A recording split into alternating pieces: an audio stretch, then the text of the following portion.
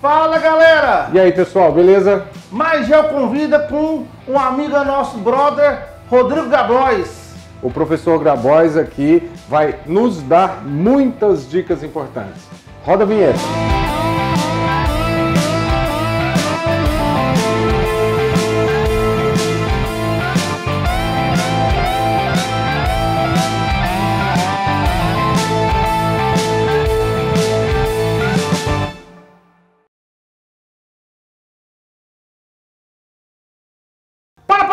Para! Esquecemos um aviso muito importante, Rocha. A nossa parceria, qual que é? A parceria com o Colégio Planeta. Isso mesmo. Siga ele nas redes sociais, vai estar aqui na descrição do vídeo.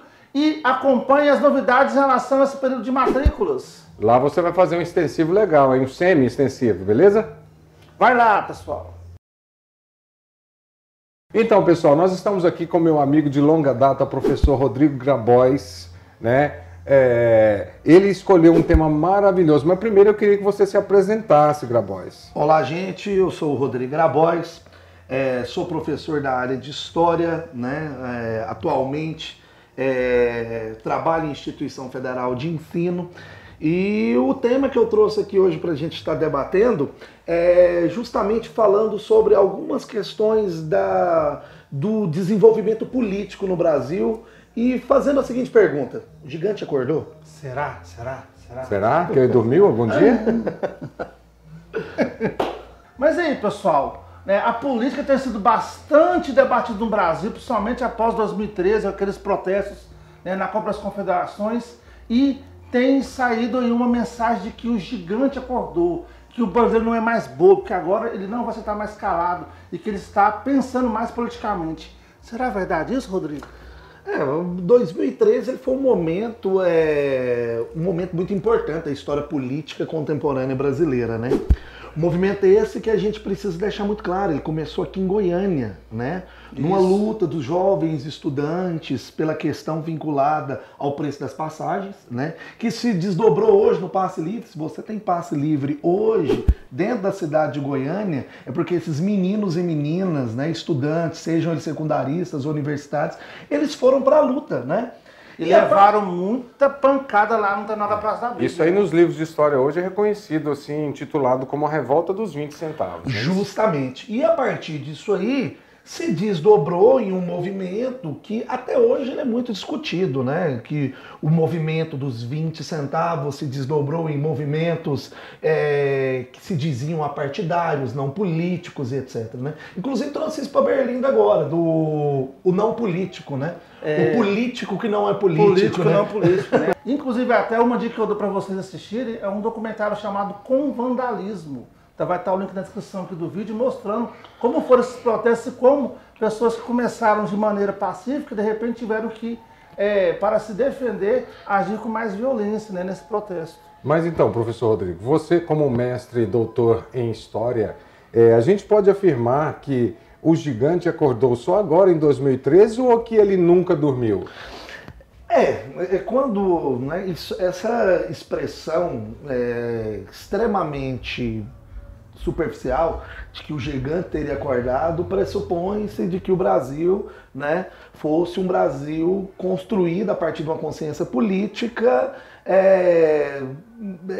de uma consciência política que não era prática, né, de nós não sermos um povo culturalmente que reivindica, etc. E é uma sacanagem até esquecendo outras manifestações, como por exemplo Direta Já. Justamente. 68 também teve os 100 mil, né, que está fazendo aniversário agora, o MEFEMEC, 50 anos. As pessoas, elas, que é uma... Fora isso, sem falar Canudos contestado. Nossa, se a gente for falar de momentos dentro da política brasileira, onde é que houveram, sim, ações políticas reivindicatórias, pedindo transformação, né, e etc. Muitas das vezes é isso que a gente, né, e eu também como historiador, como professor de história, que trabalho tanto com jovens do ensino médio, como também, né, jovens e professores em um nível superior, a falta de substância que a gente vem tendo do nosso processo de construção histórica. né? Que é essa falta de memória. E a partir do momento que a gente tem um país onde há uma falta de memória, a gente corre um perigo muito grande. Repetir os mesmos erros, né? Justamente, de se repetir os mesmos erros, né? E como o próprio Marx disse, né? Em primeiro momento pode vir, né? Como Você é marxista? Uma tragédia. Não, eu não sou não. mais. Não. Se me perguntasse isso há 6, 7 anos atrás, eu diria com certeza que eu seria. Mas a gente não pode também, por exemplo, negar que o Marx ele é uma grande referência do pensamento do século XIX. Com certeza, né? Não tem, inclusive até para as próprias características do capitalismo moderno, a luta dos trabalhadores, as conquistas que foram obtidas a partir do pensamento de Marx. Mas eu também fico pensando que a partir de 2013 a gente poderia ter feito algo que a gente não fez até agora, que é se aprofundar nessas questões básicas, né? Que a gente poderia falar de ideológicos, de esquerda, direita, etc. E o que a gente vem vendo de 2013 para cá é muito mais uma superficialidade, desonestidade intelectual e até mesmo você construir discursos falsos sobre isso, né? Eu acho que o movimento que começou genuinamente das pessoas foi apropriado por alguns grupos que manipularam a situação e usaram, né, o medo e o caos econômico para poder fazer coisas até piores.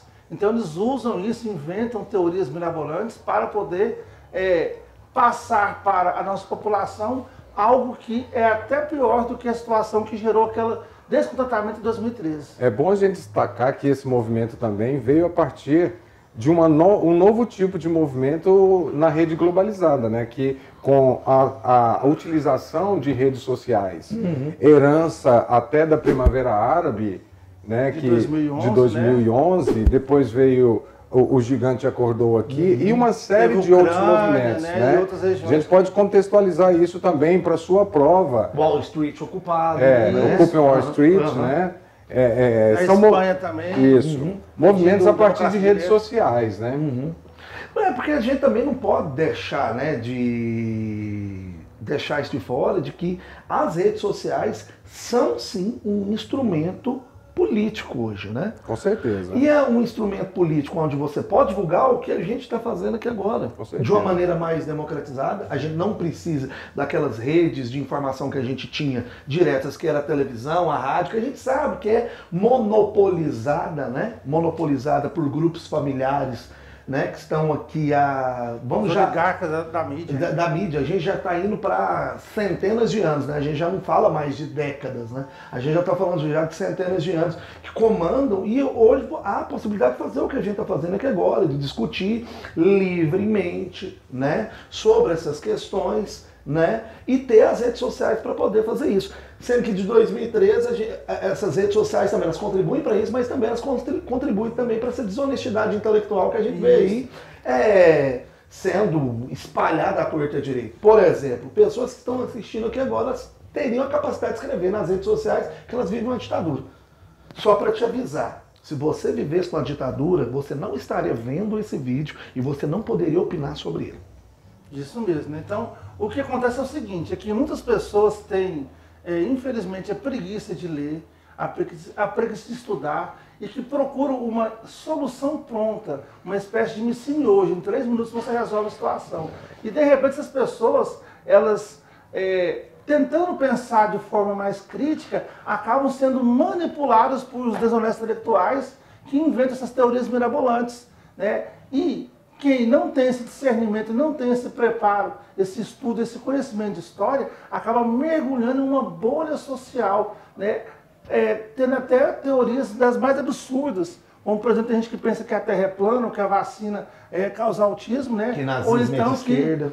e que o marxismo está voltando no Brasil, como se o muro de Berlim não tivesse caído há quase 30 anos atrás. Inclusive vai ter gente que vai xingar lá embaixo nos comentários porque eu estou usando essa camiseta.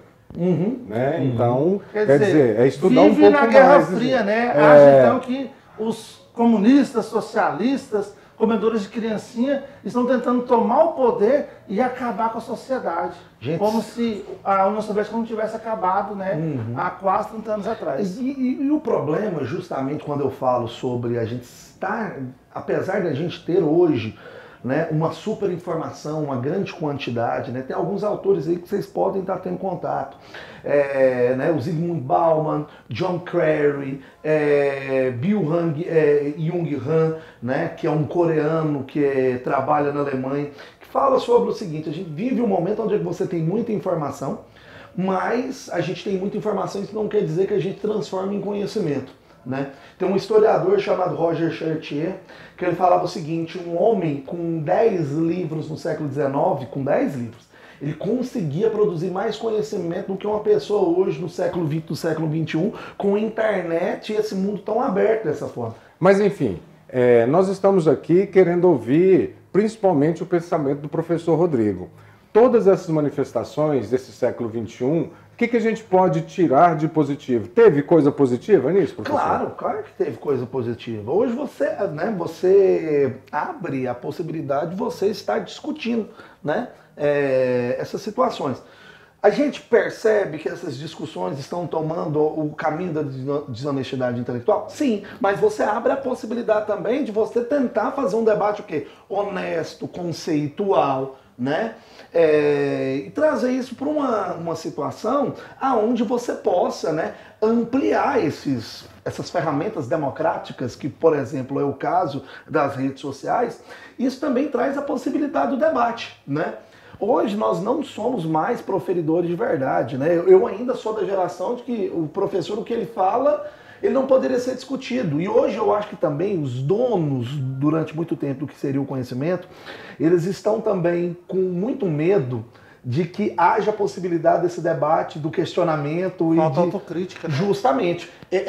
Isso é uma coisa que eu venho falando muito e eu me coloquei desde 2013, que é a questão da autocrítica, né?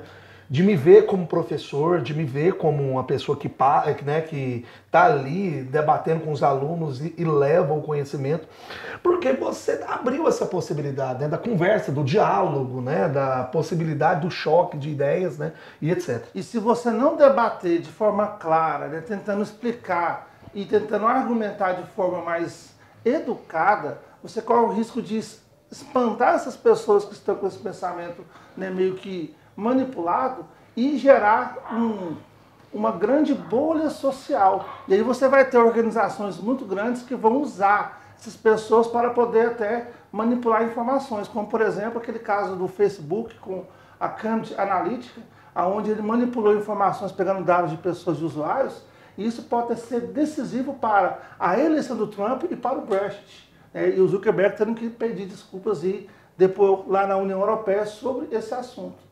Então, assim, é legal o gigante acordar, as pessoas terem pensamento crítico, tentar discutir e debater, mas tem que tomar cuidado, muito cuidado com a tal das bolhas sociais, onde você vai ouvir muito de só um lado só, e você vai ficar manipulado, né? Então, pensando que vai ser crítico, mas infelizmente sendo mais um fantoche, uma marionete. Esse é um dos principais problemas das mídias sociais com relação à discussão de política.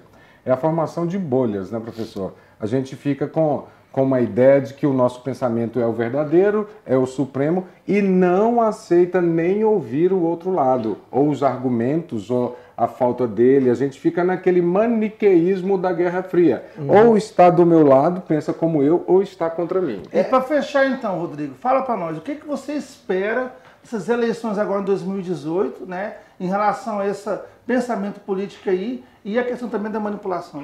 A primeira coisa, quando a gente estava falando sobre isso aqui, a discussão e você se fechar em grupos, isso está para a esquerda ou para a direita?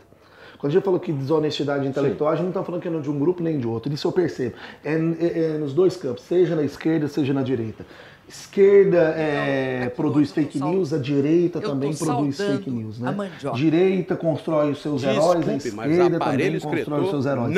Então a gente também tem que levar esse pensamento para esse campo, né? De não achar só que o outro lado produz o que é negativo, mas é o que a gente está falando, que é a questão da autocrítica, né? E as eleições, né, que vão ocorrer por agora, ela traz para mim muito da gente estar num momento de superexposição do que verdadeiramente o Brasil é, né?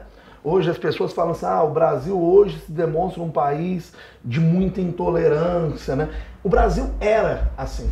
As redes sociais, ela possibilitou uma vazão disso. Como é que diz o Humberto Eco mesmo? A internet, ela acabou dando vazão a idiotas. Mas É porque antigamente, assim, você tá num boteco e o cara pega e tem aquele discurso de ódio, ele fala pessoalmente pra você, ele tem medo de levar uma bronca, então ele segura. Ou na rede social, à distância, e juntando vários outros que fazem essa mesma coisa, ele solta essas informações e forma aquele grupinho. justamente, justamente. Então, assim, vamos ter esperança, né, para essa eleição, vamos torcer para que as pessoas pensem criticamente, que tenha menos briga na internet, né, menos briga em redes sociais e que esse gigante realmente acorde para o mundo de mais conhecimento e de mais pluralidade de ideias e de menos intolerância. Eu tenho fé. Nós estamos aqui, queremos agradecer a presença do mestre doutor Rodrigo Grabois pela sua contribuição com o seu imenso conhecimento para o nosso canal. E nós estamos abertos à sugestão, à crítica. Nós somos debatedores do conhecimento. Por isso nós trouxemos um mestre doutor para você. Muito obrigado, gente. E para fechar, até mais, Gel. Até mais. Ainda bem que falou o seu nome certo, porque o Dumas falou Domingos Barbosa. Ele falou umas 3 vezes, cara. Que vergonha. E o Dumas quietinho, que sorriso. Você chamou ele de Domingas Barbosa? Não, ele chamou o Dumas de Domingos Barbosa É o nome 3 do meu vezes. sogro. É Domingos Santos. Eu chamei só de Dumas, eu falo Domingos, aí sai o nome do sogro. Vamos lá, então. Já teve um final.